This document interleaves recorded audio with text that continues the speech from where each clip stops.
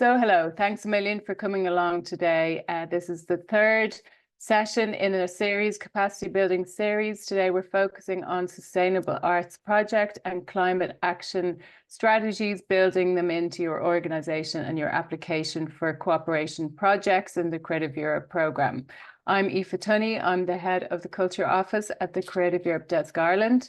I'm joined today by Leona Cully and Audrey Dawson, also from the Creative Europe Desk Ireland. And I'm delighted to be joined by Elaine Doyle, who's the Programme Manager for the Digital Arts and Climate Action Policies within the Arts Council of Ireland. So we'll hear from Elaine in a moment, and she'll be talking through a presentation around sustainable arts projects. So just to kick off, to look at the Creative Europe Desk Ireland, the setup, we have three offices, the Media Office in Dublin, Media Office in Galway, and the Culture Office in Dublin as well. We're based in the Arts Council of Ireland, and we manage all calls to do with the culture sub-programme.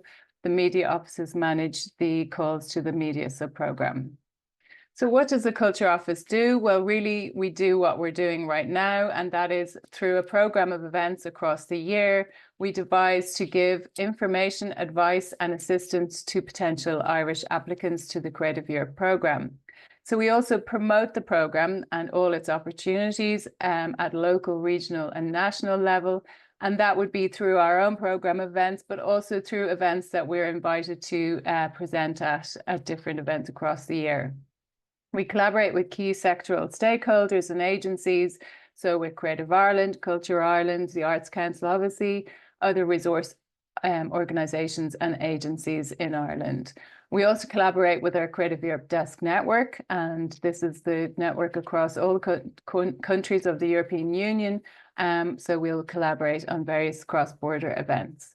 We assist with partner search. So this is another step towards your application process. If you don't have your partners for your Creative Europe project in place, we will assist you there across the Creative Europe Desk network to look for partners.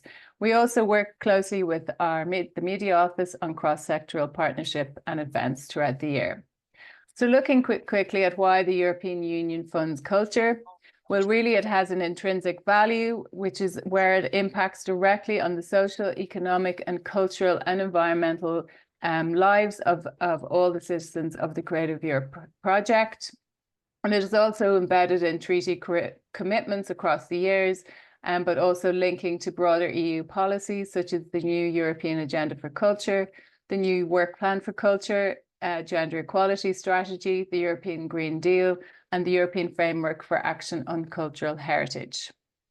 So how does the European Union fund culture? Well, it does it in a number of ways, and that are through the direct funding actions. They are the European Capitals of Culture, prizes across music, architecture, literature, and cultural heritage, and then the centrally administered funding programme, which is the Creative Europe programme. 2021 to 2027 is the one we're coming towards the end of now. And that had €2.44 billion allocated to it across media, culture, and cross-sectoral strands. So looking quickly at the culture priorities. So what are the priorities for the culture sub-programme? And they are starting with resilience and recovery. So really coming out of COVID and working within a very challenging context of Europe, within the war in Europe, the hike in the cost of living, in the energy crisis. There are lots of challenges that are ongoing and obviously directly impact the creative and culture sectors. And the Creative Europe programme is really to bolster and support the resilience and recovery in this context. Innovation and joint creation, and that's looking at innovation and job creation, but also innovative technologies and methodologies, and joint creation, looking at co-production across borders in Europe. Cooperation and exchange of practices, that's really looking at collaboration and cooperation and exchange of cultural practices, of artistic practices, but also of best practice. So different ways of best practice to share that across the borders in Europe. Key players and multipliers are really about the partners that are working within these cooperation projects are the key players, but multipliers are then the other aspects or the other activities, and there are the artists, other organizations, the audience members, and participants within a Creative Year project, and how that multiplies on the ground in the national host. The capacity building of artists is really one of the mainstays of the whole program, and definitely within cooperation projects, really focusing on building artists, building their professional development, and building the internationalization of their career as artists in Europe. So what is the sustainability question? So really, the sustainability question is under what we call the cross-cutting priorities, and you will see once you start looking at the application form for cooperation projects that this is something that you must answer and you must address. So the question is, explain in your project design and its implementation how it will specifically contribute to tackling environmental challenges. So really they want the project to look at adapting your company strategy or organization strategies, your project strategies, and also within the content of the projects themselves. So looking at this will be the detail that will be in the application itself in the call document. So they're talking about concerning the greening of Creative Europe. Applicants are strongly encouraged to take into account the study on greening and Creative Europe program. So that is a document. We have the link here. And within that, there are the good environmental practice guides.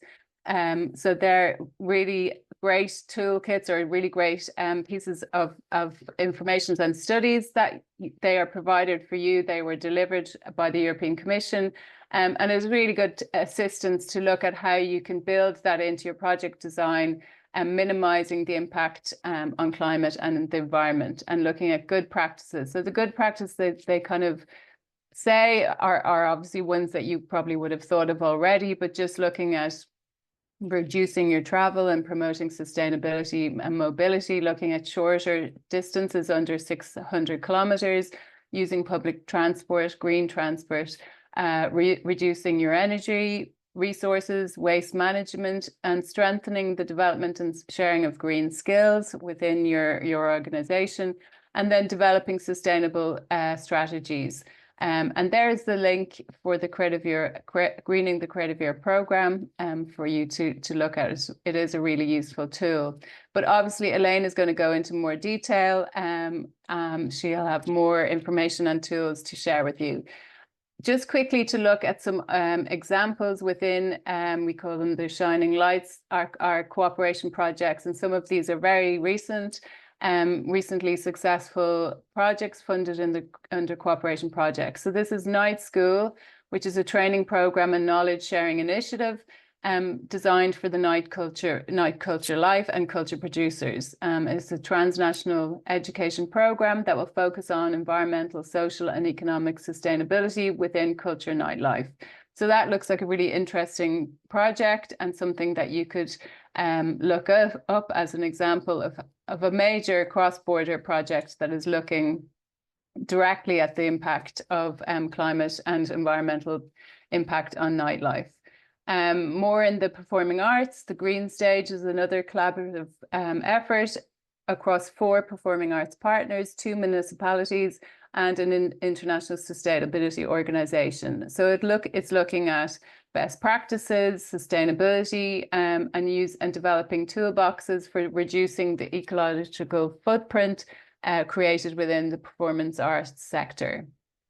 Another example is Perform Europe, which is another open call. It's a funding program within the Creative Year program. And I know that Rita Marcello has joined us today, and her project with Instant Dissident Slow-Mo was a project, an Irish organization, which was funded through Perform Europe, which is a forward-looking funding scheme for the European performing arts sector, and it looks at green and touring, diverse projects, and inclusive projects. So it is specifically funding green touring projects. So these kind of projects are really interesting to look at how other cooperation projects and other partnerships have developed wholly green projects which doesn't necessarily mean that today you're thinking my project design is all green. I'm working on developing tools. I'm working on a sustainable project, but it is another way of building in and looking at how other projects build in those aspects of sustainability across their own partnership or across their own organization strategies. So I'll leave it there, and I'm going to hand it over to Elaine, and I'll stop sharing. I'm delighted to have you, Elaine. And hopefully Brilliant. you can share. Perfect. Brilliant. Hopefully that can be seen there now. Perfect. Yeah. Brilliant. So firstly, thank you so much, everyone, for both having me today and coming along to this as well. So a few slides that I'll take you through, but I suppose just to firstly give everyone, we'll go through kind of a bit about the background of the Arts Council's forthcoming climate action policy. Then I have a few steps which will hopefully help you start your greening journey. And then we should hopefully have some time at the end for questions and discussion. So just a really brief introduction to myself. I'm Elaine Doyle. I'm the Programme Delivery Manager for the Arts Council. I work in our Strategic Development Department and look after two areas, as Aoife mentioned, digital arts and climate action. So I've been with the Arts Council since last year, and prior to joining, I worked in a small environmental and geolocation company. I was working on the likes of environmental assessments and advisory services for a number of public bodies, primarily agriculture, but also worked in areas such as heritage, fisheries, housing. But my interest has always been more towards the policy development and advocacy side. So I'm absolutely delighted to now be involved in this for climate action for the arts. So just a very brief context, as we all know, the climate and nature crisis is the biggest challenge facing us all, and the arts is increasingly being recognised as a resource for transformative change across all levels. The arts really has a unique ability to bring connection, creativity, and different voices and perspectives to the solutions that we desperately need. And there's a lot being done in terms of climate action already across the sector. But I suppose what has been lacking is the policies and frameworks and funding to support and unlock what the arts have to offer until recently. So the Arts Council recognises the central role that it needs to play both as a public body in delivering our national climate objectives, but also in terms of helping to position the arts at the forefront of climate action. And our forthcoming policy will hopefully help to demonstrate this. So in order to develop our policy, we undertook a comprehensive 6-month consultation process with our climate advisors, Julie's Bicycle EU, which is a consortium of Julie's Bicycle, Native Events and the Green Arts Initiative Ireland. And we conducted 30 interviews, both internal and external. We undertook a large sector survey with over 300 responses, and we held a roundtable event with 44 contributors. We also had advisory groups with the department and our internal advisory group as well. And our consultation made it clear that the climate and nature crisis is an issue of major concern for the arts community. And within both the sector and the Arts Council, there's a strong desire for action and recognition. So the Arts Council's climate action and environmental policy was drafted and signed off by Council last year, and we will be launching later in 2024. We'll be launching our policy under the Department of Tourism, Culture, Arts, Gaeltacht, Sports and Media's forthcoming National Framework on Culture, Creativity and Climate. Public consultation on this framework closed in March, with plans to launch in the coming months. So we'll hopefully launch then under this, and our policy will be a key pillar of the framework and will be aligned to it.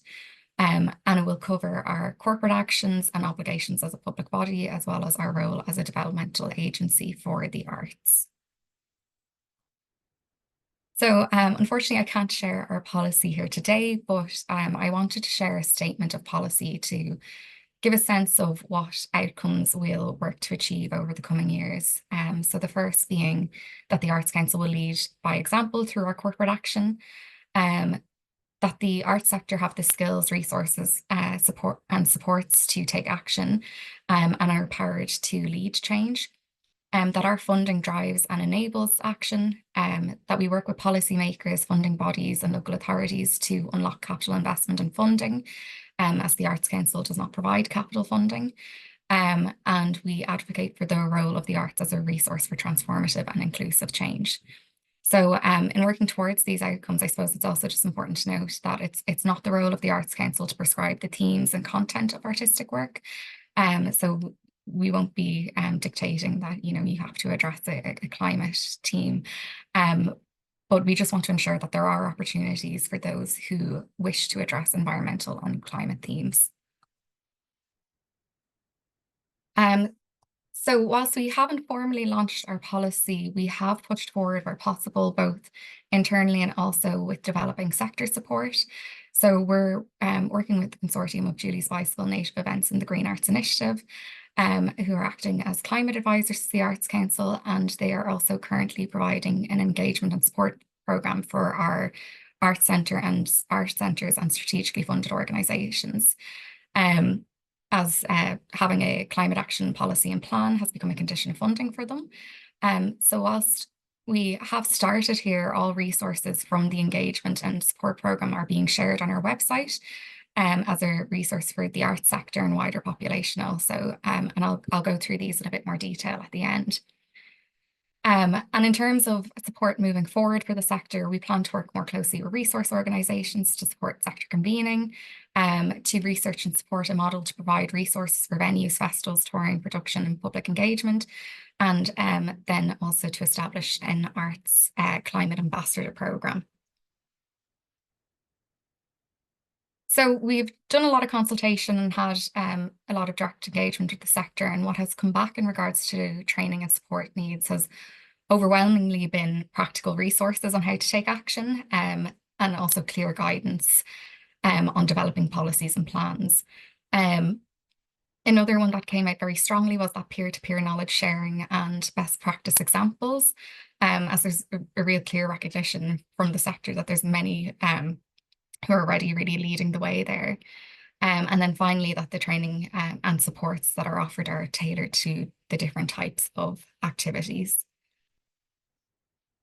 So I just wanted to then, I suppose, now kind of briefly take you through some guidance on starting your climate journey and greening your art practice. So bear with me if you're already well on your way. So you can find these steps as well in a 2-pager, which is on our website, which was developed by the Green Arts Initiative. So I can pop a link in the chat after this. But I suppose the first step really is to not do it alone. Begin by bringing people together, because addressing climate change collaboratively is definitely more rewarding and more productive overall. And it will also allow you to get a sense of where others are on their journey as well, because it can be a little bit overwhelming, I think, when you start out. And you could look at doing this by bringing staff together in your organisation, or maybe through gathering artists living near you, or those who work in a similar space or have a similar art practice. Or it could be through a network or a membership organisation that you're involved with, or maybe by tapping into your local community and getting others who are involved in the arts in your locality involved. And the point of this is to, I suppose, bring an opportunity to discuss climate change, how it impacts you and others that you work with, talk about the actions you've taken or the actions you'd like to take, and learn from others as well. And also to help identify any kind of obstacles to action, and discuss how you may be able to remove or reduce these. The next step then is to really identify your key impacts and measure these. So when it comes to identifying key impacts for the arts, every organisation and artist is different, and there really is no one-size-fits-all approach. Key impacts are likely going to be quite specific to your type of activity or organisation. So to give a general idea, for example, for a building-based organisation, energy will likely be your largest key impact area. But you may also look at procurement, staff travel, water, which can all be easily measured. For festivals, your key impact will be travel, but on-site energy provision, waste and materials are also key impact areas. Resource organisations will also likely be travel, but also events and procurement. Production and touring will be travel, transport, but also accommodation and materials. And then individual artists or designers' key impacts will be dependent on each individual, but generally you're looking at your business travel, the embedded energy in the materials you use, and you may also have an energy footprint for heat and electricity depending on where you work from. And I suppose for all of these, there are secondary impacts. So audience travel probably being one of the biggest. But I suppose in principle, you're not responsible for the emissions. For those emissions, you're responsible for the emissions that you control and pay for. And that's probably the best place to begin. And I suppose also just to note the publications, printing and digital sustainability are key areas of concern for most as well, regardless of your type of organization or activity. So once you've identified your key impact area, the next step really is to measure these to establish a baseline and get a better understanding of where you're at. So the easiest way to do this really is simple an Excel sheet. And we have a great template that Katrina Fallon from the Green Arts Initiative created on our website. It's under our resources and support section on the climate action page. So there's a simple Excel that has tabs then for recording your electricity, heating, waste, water, and all of this information can be really easily gathered from your bills.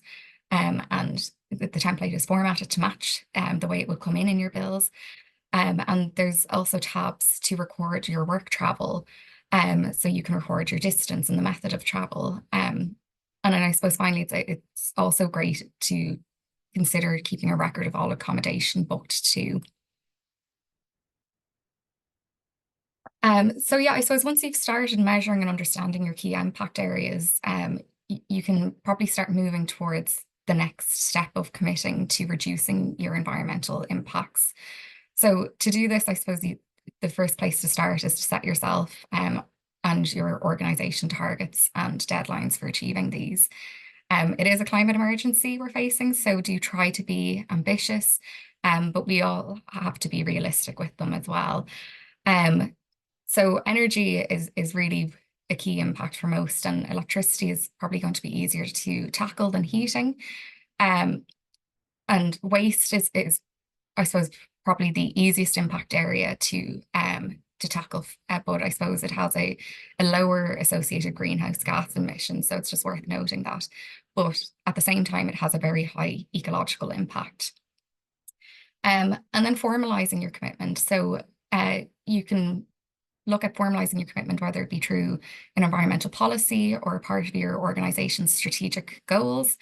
And I think it's very important to just be clear and unequivocal in your commitment and in any statements that you produce. And I suppose another way to look at it is to include climate action and environmental sustainability on the agenda of every one of your meetings, because that way you'll prioritise climate action and the environment in the longer term.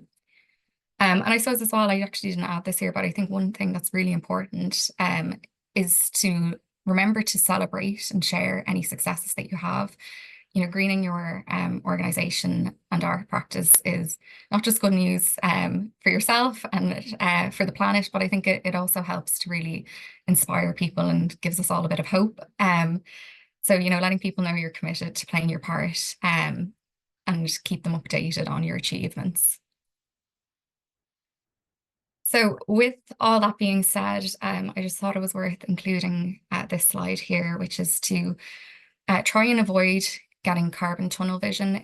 There's a lot of talk always and a lot of emphasis on reducing your carbon footprint and greenhouse gas emissions, which of course is really vital. But when you're looking at sustainability, we do need to keep a wider lens and think about things like food waste or plastic pollution, education, health, biodiversity loss. So I just wanted to kind of include that when you're thinking about sustainability, it is wider than just carbon.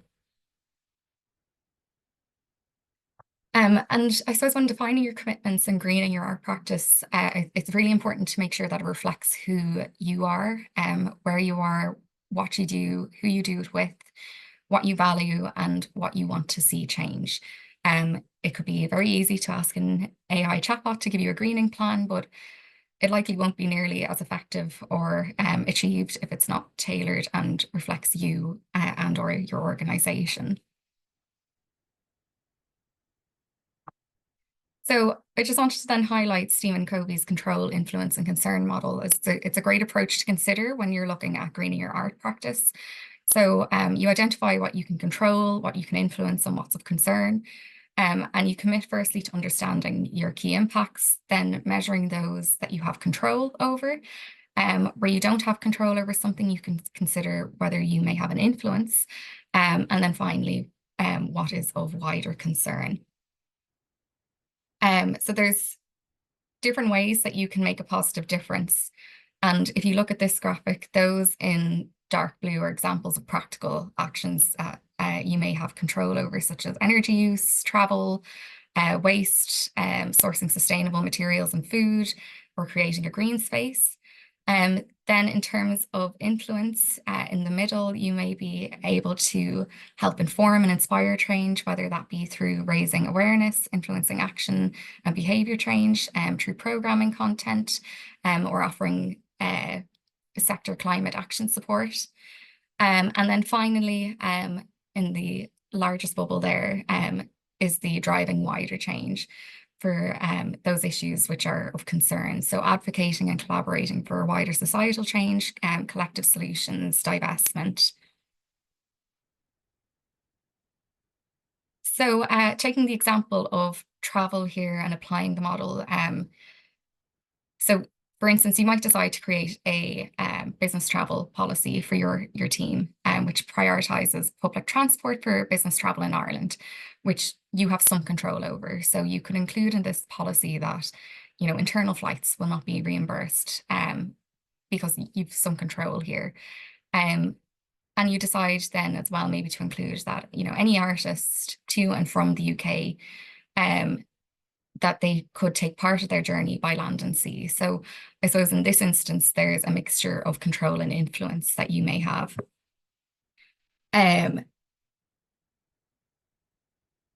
Similarly, then you could invite your audiences to travel to your event via public transport, perhaps by promoting these methods first in your Getting Here section, and including the benefits of using public transport over a car where possible.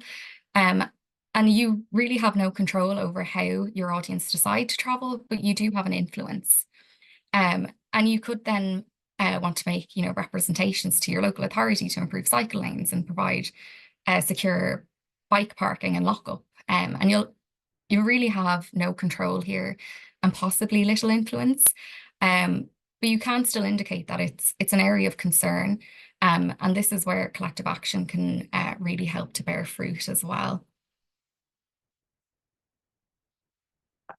So that's obviously a very kind of brief introduction, but hopefully if you're feeling a bit inspired, I suppose, to take action and want to learn a bit more, I just wanted to highlight that we do have a climate action page on our website, which has a number of useful resources compiled here. So it's a nice kind of starting point.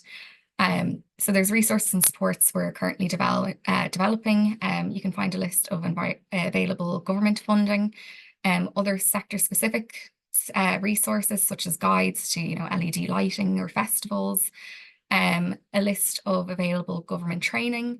There's useful tools for measuring your impact, general info. Then you can find information as well on our policy consultation. And we also have our organisational climate action roadmap, which we are required to have under our public sector climate action mandate.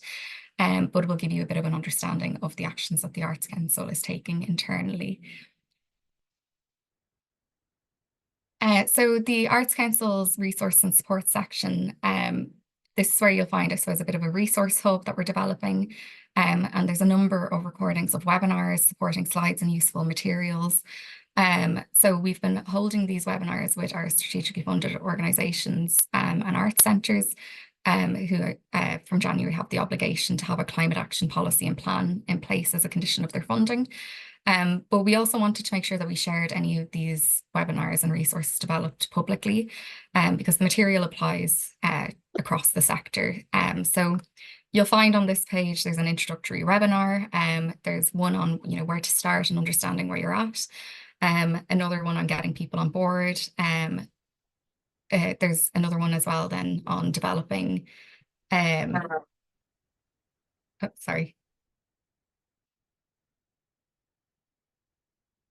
Sorry, I forgot to change the slide there. So there's another one on getting people on board, one on developing action plans for public-facing buildings, and a separate one then for office-based organisations and production companies. And we will be uploading further topic-specific workshops, which might be of interest shortly. So they should be all online by August. So there will be further webinars and materials on measuring your impact and carbon footprinting, nature and biodiversity, buildings and energy more generally, materials and procurement. And there will also be some specifically for festivals, but they'll be a little bit later in the year when the festivals sector isn't so busy.